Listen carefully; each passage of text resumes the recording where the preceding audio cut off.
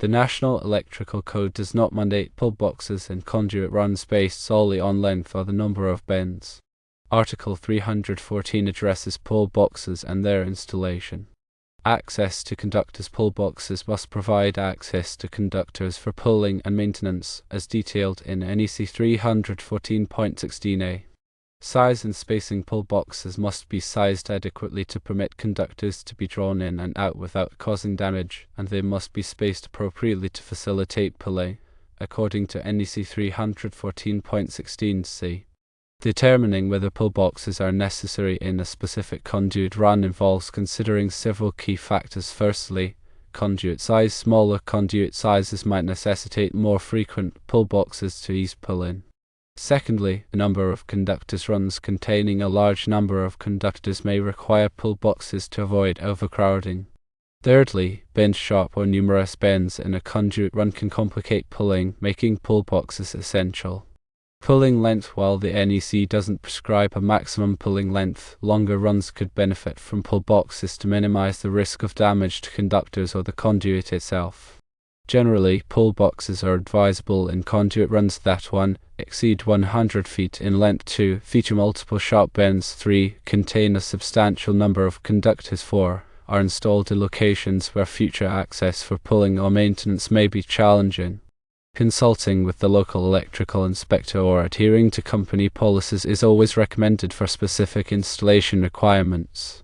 The purpose of pull boxes and junction boxes is to facilitate the installation and maintenance of electrical conductors within a conduit system.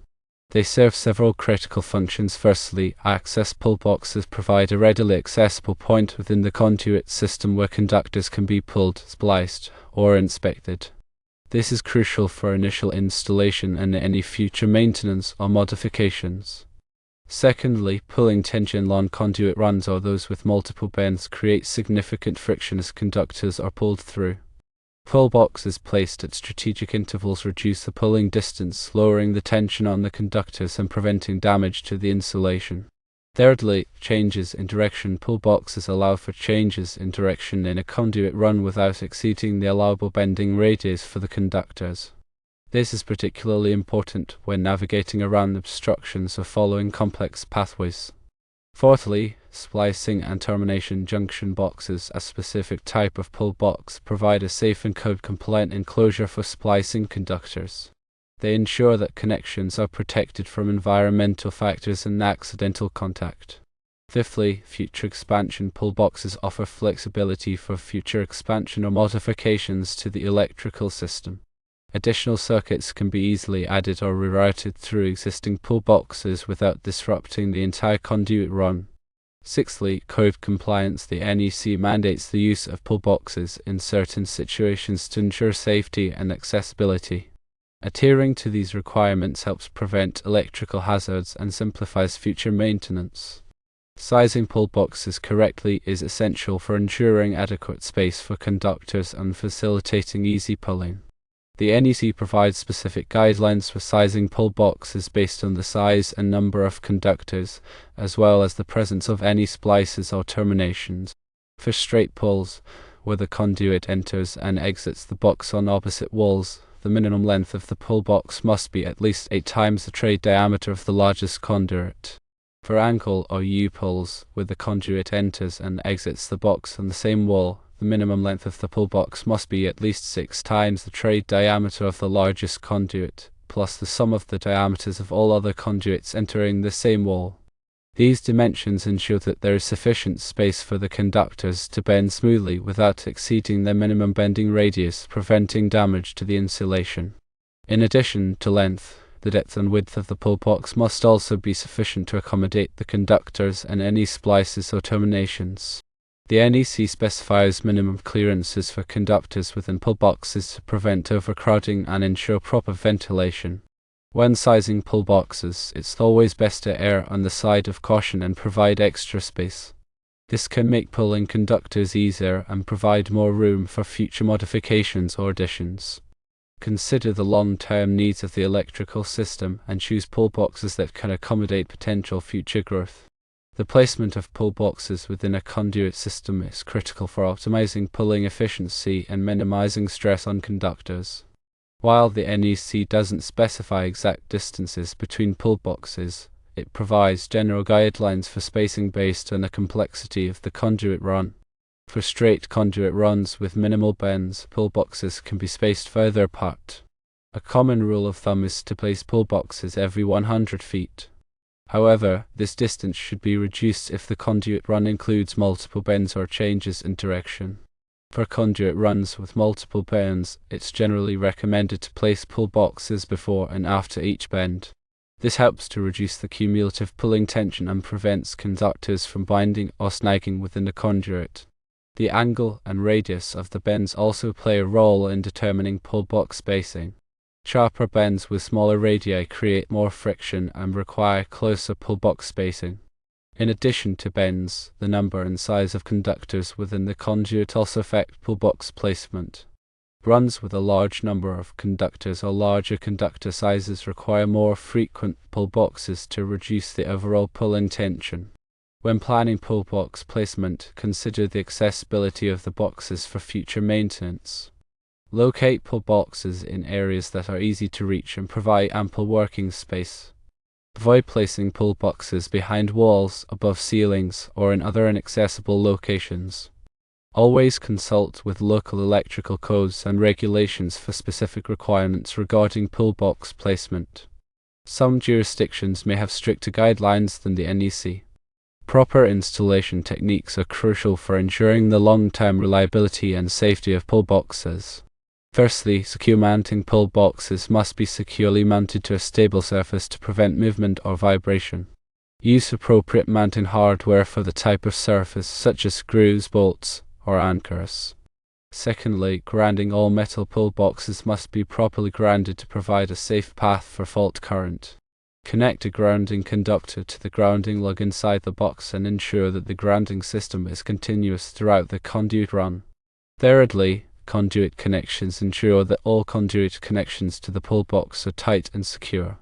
Use appropriate connectors for the type of conduit being used, such as compression fittings or threaded couplings. Fourthly, conductor protection. Protect conductors from sharp edges or abrasive surfaces inside the pull box. Use bushings or grommets to insulate conductors as they enter and exit the box. Fifthly, label all pull boxes with a clear and durable label indicating the circuits or conductors contained within. This helps to identify the purpose of the box and simplifies future maintenance. Sixthly, cover installation. Install the pull box cover securely and ensure that it is properly sealed to prevent moisture or dust from entering the box. Use the correct screws or fasteners for the type of cover being used. Regular inspection and maintenance of pull boxes are essential for identifying and addressing any potential problems before they escalate. Firstly, visual inspection. Conduct regular visual inspections of pull boxes to check for signs of damage, corrosion, or water intrusion. Look for loose connections, damaged conductors, or any other abnormalities. Secondly, torque testing. Periodically test the torque of all connections within the pull box to ensure that they are tight and secure. Use a calibrated torque wrench to tighten connections to the manufacturer's specified torque value. Thirdly, insulation testing. Perform insulation resistance tests on conductors within the pull box to check for any degradation of the insulation. Use a megometer to measure the insulation resistance between conductors and ground. Fourthly, clean the interior of the pull box periodically to remove any dust, debris, or contaminants. Use a vacuum cleaner or a clean cloth to wipe down the interior surfaces. Fifthly, grounding verification. Verify the integrity of the grounding system by performing a ground impedance test. Use a ground impedance tester to measure the impedance between the grounding conductor and the equipment grounding electrode. Sixthly, record keeping. Maintain detailed records of all inspections and maintenance activities performed on pull boxes. Include the date of the inspection, the findings, and any corrective actions taken. By following these guidelines for installation, inspection, and maintenance, you can ensure that pull boxes provide reliable and safe access to electrical conductors for many years to come. The selection of appropriate pull box materials is crucial for ensuring the long-term durability and performance of the electrical system. Choice of material depends on the specific application and environmental conditions. Firstly, metallic pull boxes. Metallic pull boxes are typically made of steel, aluminum, or stainless steel. Steel pull boxes are strong and durable, but they are susceptible to corrosion in damp or corrosive environments. Aluminum pull boxes are lightweight and corrosion resistant, making them a good choice for outdoor applications. Stainless steel pull boxes offer excellent corrosion resistance and are suitable for harsh environments such as chemical plants or food processing facilities. Secondly, non-metallic pull boxes. Non-metallic pull boxes are typically made of PVC, fiberglass, or polycarbonate. PVC pull boxes are lightweight, corrosion resistant, and relatively inexpensive. Fiberglass pull boxes are stronger and more durable than PVC, and they offer better resistance to impact and temperature extremes. Polycarbonate pull boxes are extremely strong and impact resistant, making them a good choice for demanding applications. When selecting pull box materials, consider the following factors. Firstly, environment. The environment in which the pull box will be installed is a primary consideration. Choose materials that are resistant to corrosion, moisture, and temperature extremes. Secondly, load. The load that the pull box will be subjected to is another important factor. Choose materials that are strong enough to support the weight of the conductors and any equipment that will be mounted inside the box. Thirdly, code requirements. Local electrical codes may specify the types of materials that are permitted for pull boxes in certain applications. Be sure to comply with all applicable code requirements. Fourthly, cost. The cost of the pull box materials is also a consideration. Compare the costs of different materials and choose the option that provides the best value for your needs. In addition to the pull box itself, it's also important to select appropriate accessories to ensure a complete and functional installation. Some common pull box accessories include: firstly, covers. Pull box covers are available in a variety of materials and styles to match the pull box. Choose a cover that is weatherproof and provides a secure seal to protect the conductors inside the box. Secondly, connectors. Conduit connectors are used to connect conduit to the pull box. Choose connectors that are compatible with the type of conduit being used and that provide a tight and secure connection. Thirdly, bushings. Bushings are used to protect conductors from sharp edges as they enter and exit the pull box. Choose bushings that are sized appropriately for the conductors being used. Fourthly, grounding lugs. Grounding lugs are used to connect grounding conductors to the pull box. Choose grounding lugs that are sized appropriately for the grounding conductors being used and that provide a secure connection. Fifthly, labels. Labels are used to identify the circuits or conductors contained within the pull box. Choose labels that are durable and easy to read. By selecting appropriate pull box materials and accessories, you can ensure a safe, reliable, and long-lasting electrical installation. The proper use of cable pulling lubricants can significantly reduce friction and pulling tension during conductor installation, making the job easier and preventing damage to the conductors. Cable pulling lubricants are available in a variety of formulations, each designed for specific types of cables and conduits. Firstly, water-based lubricants. Water-based lubricants are generally used for pulling cables through PVC or rigid metal conduit. They are easy to apply and clean up, and they provide good lubrication without damaging the cable insulation. Secondly, silicone-based lubricants. Silicone-based lubricants are used for pulling cables through flexible metal conduit or other types of conduit where a higher level of lubrication is required. They are more resistant to water and temperature extremes than water-based lubricants, and they provide excellent lubrication without damaging the cable insulation.